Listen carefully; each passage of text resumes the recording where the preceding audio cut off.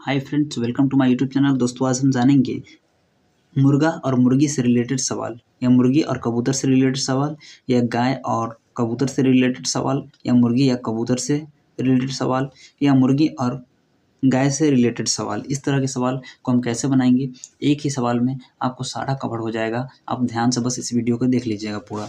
देखो, एक आदमी के पास कुछ मुर्गी और गाय है, ठीक है। एक आदमी के पास कुछ मुर्गी और गाय है।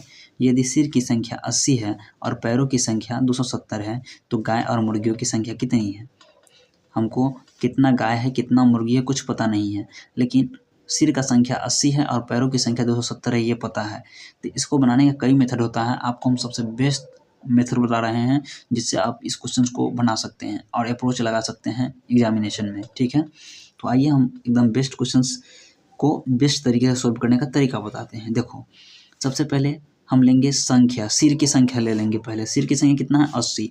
तो हम सिर की संख्या को लिखेंगे, सिर की संख्या।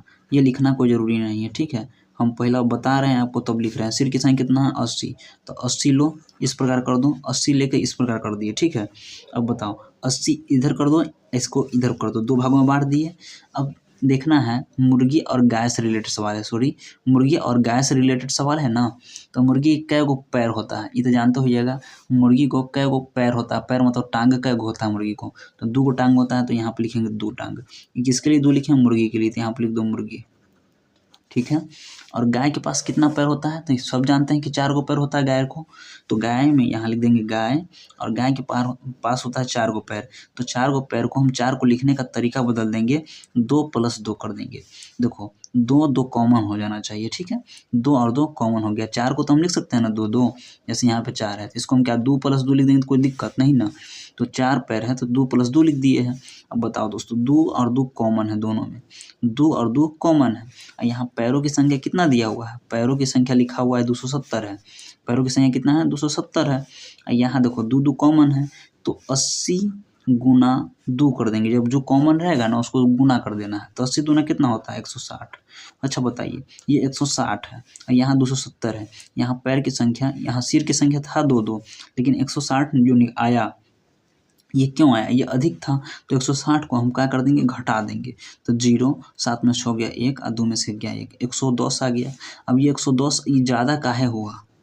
110 जो ज़्यादा हुआ क्यों हुआ? क्योंकि यहाँ पे ये 2 है ना, 2 का मान दिया हुआ है 110, क्योंकि यहाँ पे 2 ज़्यादा है। तो गाय का मान कितना है? यहाँ 2 है।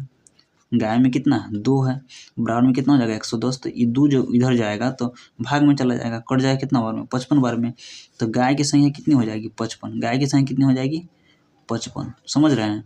गाय का मान 2 था ना, तो ये 2 उधर जाएगा तो भाग में चला जाएगा, तो 110 कट जाएगा 55 मरतबा, तो गाय की संख्या 55 हो जाएगा।